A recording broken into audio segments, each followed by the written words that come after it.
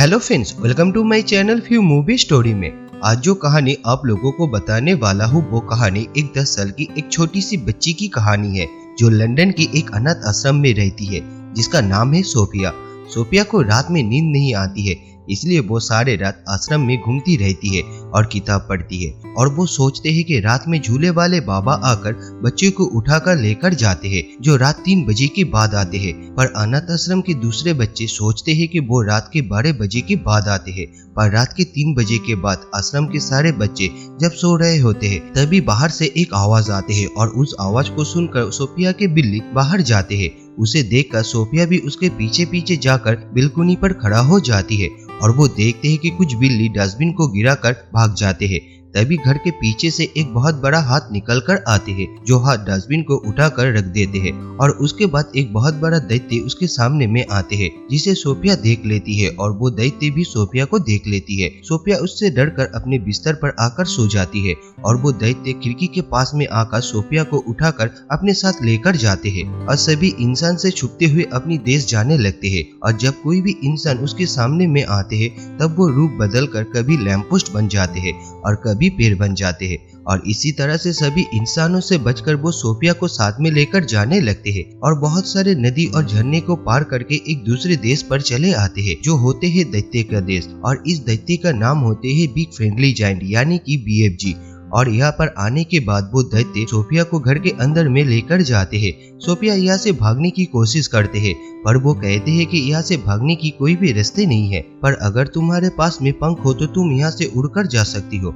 जिसके बाद वो सोफिया को फ्राई पैन के ऊपर में रख देते हैं और कहते हैं मुझे बहुत जोरों से भूख लगा है, जिसे सुनकर सोफिया को लगता है कि वो अब उसे खा जाएंगे। तभी सोफिया को वहाँ पर कई सारे दैत्य के हंसने की आवाज सुनाई देती है। सोफिया उससे पूछते हैं कि यहाँ पर और भी कई सारे दैत्य रहते हैं। वो कहते हैं यहाँ पर और भी बहुत सारे दैत्य हैं जो सबके सब बहुत ही खतरनाक है जो इंसानों को खा लेते हैं। सोफिया इस बात से बहुत ही डर जाते हैं और उससे पूछते हैं कि आप भी इंसानों को खाते हैं। वो कहते हैं नहीं, मैं इंसानों को नहीं खाता हूँ। दरअसल BFG एक शाकाहारी दैत्य होते हैं और वो कक्कर भुजा बोलकर एक सब्जी को खाते हैं जिसका स्वाद बिल्कुल भी अच्छा नहीं होते हैं, लेकिन वो फिर भी उसे ही खाकर अपनी जिंदगी को गुजारते हैं। सोफिया उससे पूछते हैं तुम क्यों मुझे यहाँ पर लेकर आए हो। BFG उसे कहते हैं कि तुम मुझे देख लिए थे और अगर मैं तुम्हें यहाँ पर लेकर नहीं आते तो तुम शोर मचाकर सबको मेरे बारे में बता देते और उसके बाद इंसान मेरे देश में आकर मुझे ही पकड़ लेते और यहाँ पर रहने वाले सभी दैत्यों को भी मार डालते। इसलिए मुझे तुम्हें यहाँ पर लेकर आना पड़ा और अब तुम पूरी जिंदगी मेरे साथ यहाँ पर ही रहोगे। सोफिया कहते हैं कि मैं यहाँ से एक दिन जरूर भाग जाऊंगी। BFG कहते हैं कि गलती से भी ये मत करना क्योंकि बाहर जो दैत्य है वो इंसानों को कच्चा खा लेते हैं। उसके बाद BFG सोफिया को वहाँ पर रखा हुआ एक नाव के ऊपर में रख देते हैं। तभी सोफिया देखते हैं कि वो दैत्य अपने बैग के अंदर से एक बोतल निकालते हैं जिसके अंदर में कुछ चमकता हुआ रोशनी होते हैं। सोफिया पूछते हैं कि इस बोतल के अंदर में क्या है। तब BFG कहते हैं कि ये सपना है। सोफिया कहते हैं कि मुझे सपना नहीं आते हैं क्योंकि मुझे नींद ही नहीं आती है। उसके बाद BFG उस किताब को उठा लेते हैं जो सोफिया अपने साथ में लेकर आए थे, जो एक कहानी की किताब होते हैं। अब BFG उस कहानी को पढ़ना शुरू करते हैं और कहानी को सुनकर सोफिया को नींद आ जाते हैं और ये देखकर BFG बाहर से एक दूसरी जगह पर आते हैं और एक बोतल के अंदर से एक चमकता हुआ रोशनी को निकालते हैं और तभी सोफिया की नींद टूट जाते हैं और वो देखते हैं कि वो दैत्य नीचे नाव पर सो रही है और सोफिया इसी मौके का फायदा उठाकर घर से बाहर निकल जाती है और यहाँ से भागने लगते हैं। पर उसे एक विशाल आकार की दैत्य पकड़ लेते हैं।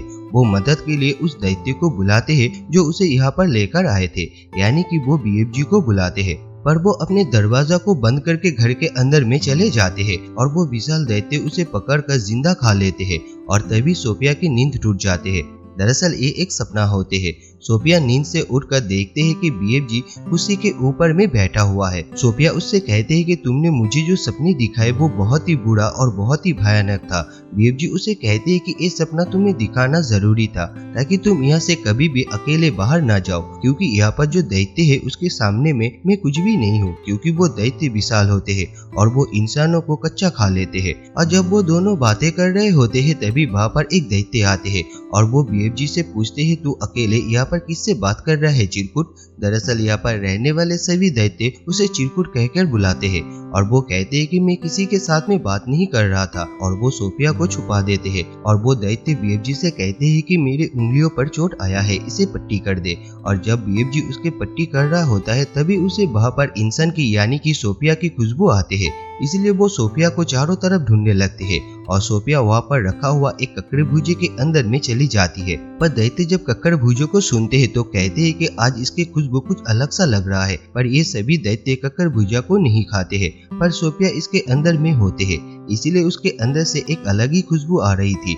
जिसके वजह से वो उसे खाने ही वाले होते हैं। तभी बीएफजी देखते हैं कि सोफिया कक्कड़ भुजे के अंदर में है, इसीलिए बीएफजी उस दैत्य से कहते हैं कि तुझे तो कक्कड़ भुजे से चीर है, तू इसे मत खा। जिसे सुनकर दैत्य कक्कड़ भुजे को नीचे फेंक देते हैं और इसके बाद वो वहां से चले जाते हैं। उसके बाद बीएफजी कहीं पर जा रहा होता है, जिसे देखकर सोफिया उससे पूछते हैं कि आप कहाँ पर जा रहे हो। वो कहते हैं कि मैं काम पर जा रही हूँ। सोफिया उससे पूछते हैं तुम क्या काम करते हो, पर इसके बारे में बीएफजी सोफिया को बताना नहीं चाहते हैं। पर सोफिया की जीत के आगे वो हार मानकर उसे कहते हैं कि मैं सपनों को पकड़ने के लिए जा रहा हूँ। ये सुनकर सोफिया उसके साथ में जाने के लिए जीत करती है, पर वो सोफिया को अपने साथ में लेकर जाना नहीं चाहती है, क्योंकि बाहर जो दैत्य सो रहे हैं अगर वो सोफिया को देख लेते तो वो उसे जिंदा ही खा जाएंगे, इसलिए वो सोफिया को बाहर लेकर जाना नहीं चाहते हैं। पर सोफिया जब उसके पास में बहुत ही ज्यादा जिद करती है तब वो सोफिया को बाहर ले जाने के लिए मान जाते हैं। जिसके बाद वो सोफिया को लेकर बाहर जाते हैं, क्योंकि वहाँ पर सभी दैत्य अब सो रहे थे,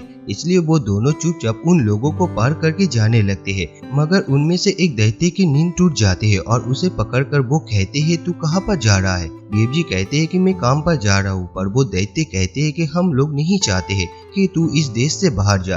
अगर इंसानों को पता चल गए हमारे बारे में तो हम लोगों को आकर वो मार डालेंगे या पकड़ कर लेकर जाएंगे। उसके बाद सभी दैत्य मिलकर बीएफजी को परेशान करने लगते हैं और सोफिया मौका देकर एक कार के अंदर में छुप जाती है। तभी बीएफजी सभी दैत्य को आसमान की तरफ देखने को कहते हैं और कहते हैं कि अभी बारिश होने वाले है। दरअसल ये सभी दैत्य को पानी से डर लगते हैं, तभी वहाँ पर बारिश होना शुरू हो जाते हैं और सभी दैत्य अपने घर में छुप जाते हैं। और मौका देखकर बीएफजी सोफिया को लेकर वहाँ से निकल जाते हैं और सोफिया को लेकर वो पहाड़ के ऊपर से चलने लगते हैं और बादल से भी ऊपर चले जाते हैं और जाते जाते रात हो जाते हैं। और वहाँ पर आकर सोफिया तारे को देखकर कहते हैं यहाँ से तारे कितने खूबसूरत लगते हैं। बीएफजी कहते हैं मैं इनका संगीत भी सुन सकता हूँ, मैं इस दुनिया के हर एक आवाज को सुन सकता हूँ। पर सोफिया को इस बात पर यकीन नहीं होते हैं, लेकिन बीएफजी कहते हैं ये सच है। उसके बाद यहाँ पर एक झील को दिखाए जाते हैं जिसके अंदर में एक खूबसूरत पेड़ रहते हैं।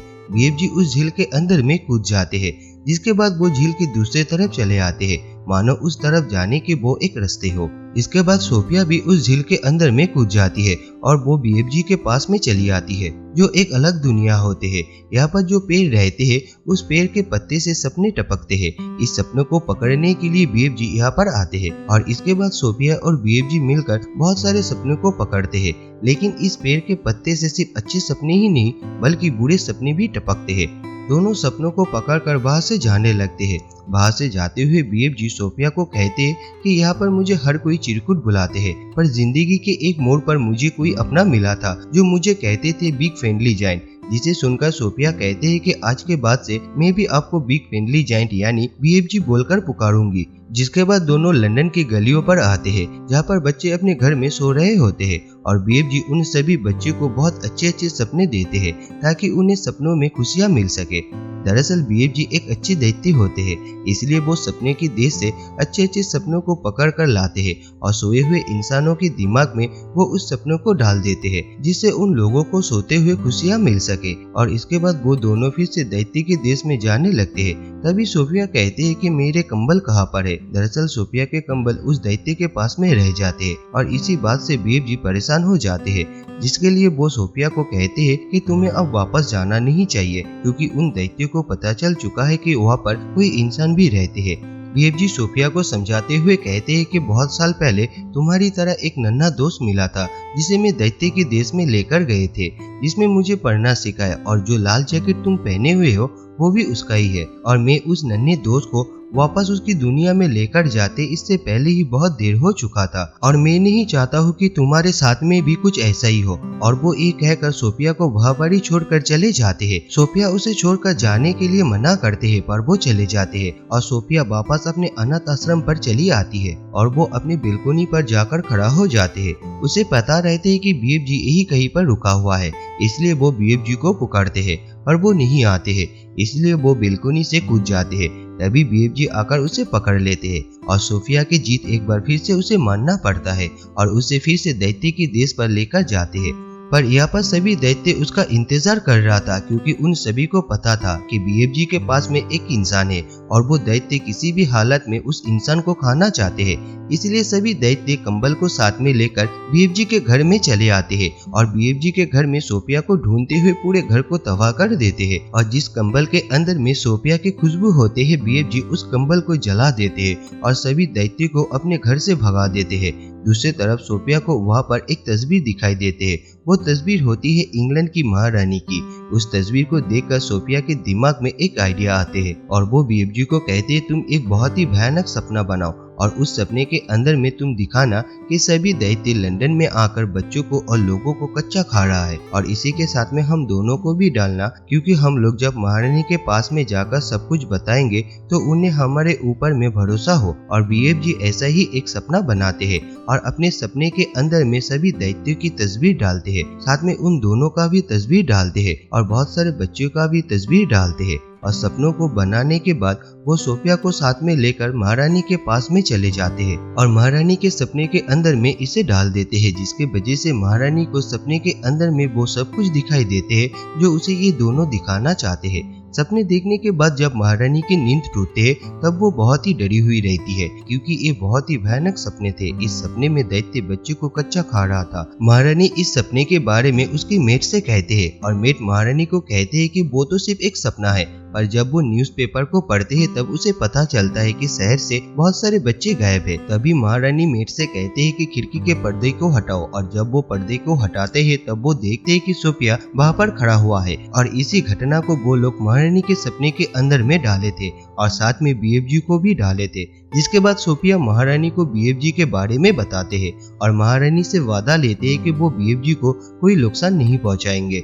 जिसके बाद सोफिया बीएफ जी को बुलाते हैं। बीएफ जी आकर महारानी को सलाम करते हैं। महारानी भी उसके वादे को पूरा करते हैं, पर बीएफ जी के अंदर में एक प्रॉब्लम रहते हैं कि वो किसी भी शब्द को अच्छे से नहीं बोल सकते हैं, इसलिए वो महारानी को मरजानी कहते हैं। उसके बाद महारानी बीएफ जी को अंदर में बुलाकर अच्छे अच्छे खाना खिलाते हैं। इसके बाद बीएफ जी महारानी को सब कुछ सच सच बताते हैं कि किस तरह से दैत्य रहते हैं और किस तरह से वो न दैत्य इंसानों के बच्चे को उठाकर लेकर जाते हैं। ये सब कुछ सुनकर महारानी उसकी मदद करने के लिए राजी हो जाती है और वो अपने आर्मी को बीएफ जी के साथ में भेजते हैं क्योंकि दैत्य के देश में कोई भी अकेले नहीं जा सकते, इसलिए बीएफ जी इन सभी को रास्ता दिखाकर लेकर जाते हैं। महारानी के आर्मी हेलीकॉप्टर से बीएफ जी का पीछा करते हुए दैत्य के देश में चले आते हैं और यहाँ पर आकर वो लोग एक जगह पर रुकते हैं क्योंकि वो लोग एक प्लान के साथ में उन दैत्य के ऊपर में हमला करने वाले थे। और दूसरी तरफ बीएफ जी एक प्लान बनाते हैं कि वो एक ऐसा सपना बनाएंगे जिसे देखकर वो सभी दैत्य को इस बात का गिल्टी हो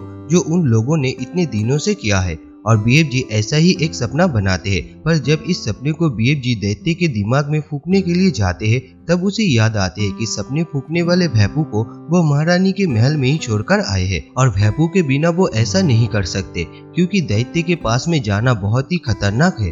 तभी सोफिया उस सपने के जार को उठाकर दैत्य के पास में चले जाते हैं, पर जार को ओपन करने से पहले ही एक दैत्य नींद से उठ जाते हैं और सोफिया के ऊपर में हमला कर देते हैं। पर सोफिया उससे बचकर सपने वाले जार को तोड़ देते हैं और वहाँ पर सोए हुए सभी दैत्य की नींद के अंदर में वो सपने चले जाते हैं और वो सारे दैत्य जब नींद से उठते हैं तो उसके अंदर में एक गिल्टी होते हैं, पर उसमें से एक दैत्य जो सबसे पहले नींद से उठ गए थे वो होश में रहते हैं और इससे पहले वो सोफिया को कच्चा खा लेते हैं। वहाँ पर बीएफ जी आकर उसके हाथ को पकड़ लेते हैं पर वो दैत्य बीएफ जी को अपने हाथ पर उठा लेते हैं और जैसे ही उसे मारने वाले होते हैं तभी आर्मी हेलीकॉप्टर से उस दैत्य के हाथ को पकड़ लेते हैं और उसके साथ में सभी दैत्य को पकड़कर अपने साथ ले जाते हैं और समुद्र के बीच में एक आइलैंड पर छोड़ देते हैं जिसके चारों तरफ से पानी और पानी ही रहते हैं। ये दैत्य पानी से बहुत ही डरते हैं, इसलिए समुद्र पार नहीं कर सकते और महारानी खाने के लिए उन सभी दैत्यों को कक्कर भुजे के बीज देते हैं ताकि वो लोग यहाँ पर रहकर खेती करके जिंदगी भर कक्कर भुजे खाते रहे। और अंत में ये दिखाई जाते है कि सोफिया अब अनाथ आश्रम पर नहीं रहती है,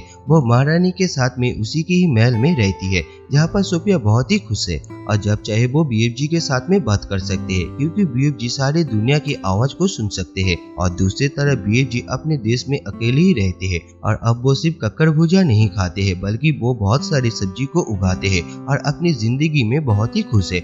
और सोफिया हर रोज सुबह खिड़की के पास में आकर बीएफ जी को गुड मॉर्निंग कहते हैं जिसे बीएफ जी साफ साफ सुन पाते हैं। और इसी के साथ में इस कहानी का अंत हो जाते हैं। आप लोगों को ये कहानी कैसे लगे कमेंट करके जरूर बताना और साथ में चैनल को लाइक शेयर एंड सब्सक्राइब करना मत भूलना।